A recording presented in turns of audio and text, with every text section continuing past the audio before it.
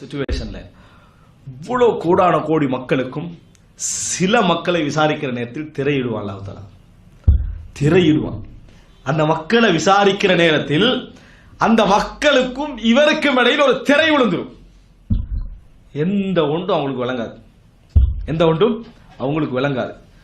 அல்லாஹ் தஆலா ஏட்ட கொடுப்பான். ஏடு என்ன செஞ்சிடும்? கையில கொடுபட்டுரும். நிச்சயமாக அந்த மனிதர் அதை பிரட்டி பார்க்கிற நேரத்தில் அல்லாஹ் தஆலா எப்படி கேட்பான்னு சொல்ல, விசாரணை எப்படி நடக்கும் தெரியுமா? ஒவ்வொரு நம்ம வாசி விட்டு போவது ஒரு ஆறுதல், கவலையோடு சோதனையோடு ஒரு ஆறுதல். ஆனா அல்லாஹ் ஒவ்வொன்றாக சொல்லுவான்.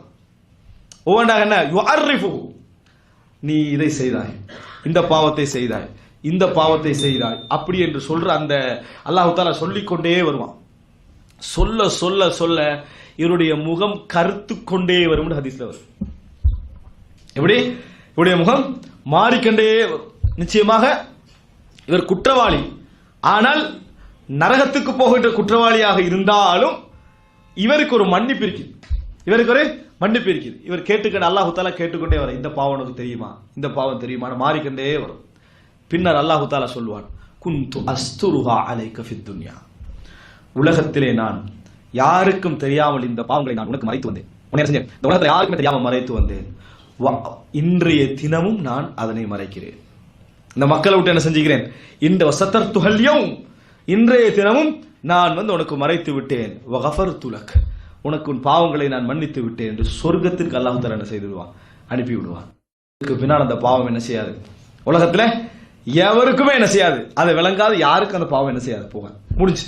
அந்த இது அல்லாஹ் தஆலா க்ளோஸ் பண்ணிடுவான், மூடிடுவான். இது யாருக்கு? ஹதீஸ்களை நீங்க தேடி பார்த்தீங்கன்னா வேற ஹதீஸ்களை பார்க்கலாம்.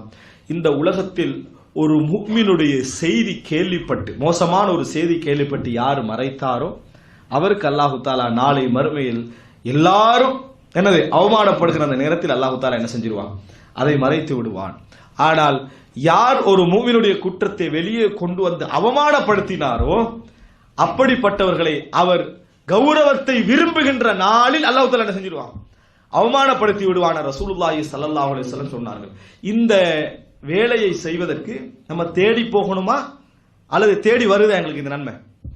இந்த நன்மை ஒவ்வொரு மனிதர்களையும் தேடி வருகிறது. இந்த நன்மை ஒவ்வொரு மனிதர்களையும் தேடி வருகிறது. இருந்தும் நம்ம அதிகமானவர்கள் என்ன செய்கிறோம்? இதுல தவறு விட்டுக் கொண்டிருக்கிறோம். இதுலயும் மிக கவலையான விஷயம் என்ன தெரியுமா? நாளை மறுமையில் நன்மைகள் எடுத்து கொடுக்கப்படும் தானே. யாருக்கு கொடுக்கப்படும்? நாம யாரை பத்தி அநியாயம் செஞ்சோம் அவங்களுக்கு கொடுக்கப்படும். அப்படி கொடுக்கப்படுகிற நேரத்தில் எந்த நன்மை கொடுக்கப்படும் தெரியுமா? நம்ம 50 தொழுது இருந்தா ஒரு 5 ஏற்றுக்கொள்ளப்பட்டிருக்கும். 45க்கு எந்த மார்க்ஸும் கிடையாது.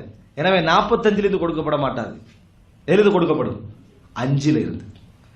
நம்ம எந்த அமலை நம்ம செய்தோமோ, சுன்னா முறைப்படி செய்த அமல் இருக்கிறதே அது, இஹ்லாஸோடு செய்த அமல் இருக்குதே அது.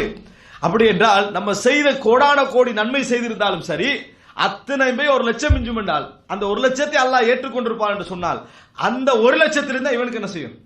கொடுக்கப்படும் என்பதை நம்ம புரிந்து கொள்ள வேண்டும் சகோதரர்.